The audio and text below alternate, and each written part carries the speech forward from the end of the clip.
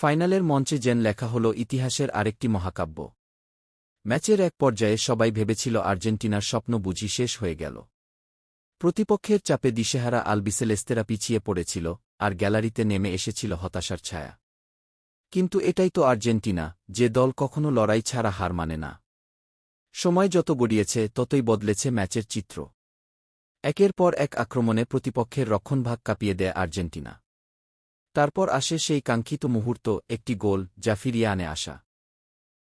পুরো স্টেডিয়াম তখন গর্জে ওঠে, আর আর্জেন্টিনার খেলোয়াড়দের চোখে দেখা যায় নতুন বিশ্বাস। কিন্তু নাটক তখনও বাকি।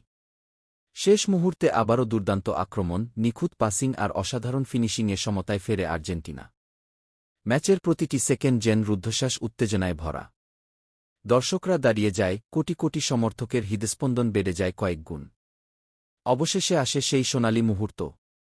অতিরিক্ত সময়ে কিংবা ভাগ্যনির্ধারণী লড়াইয়ে আর্জেন্টিনা দেখিয়ে দেয় তাদের অদম্য মানসিকতা। চাপ, ভয়, হতাশা সবকিছুকে জয় করে তারা ছিনিয়ে আনে বিজয়। মাঠ জুড়ে শুরু হয় উৎসব, খেলোয়াড়দের চোখে আনন্দাশ্রু, আর সমর্থকদের কণ্ঠে একটাই ধ্বনি, ভামোস আর্জেন্টিনা। এটি শুধু একটি জয় নয়, এটি বিশ্বাসের জয়।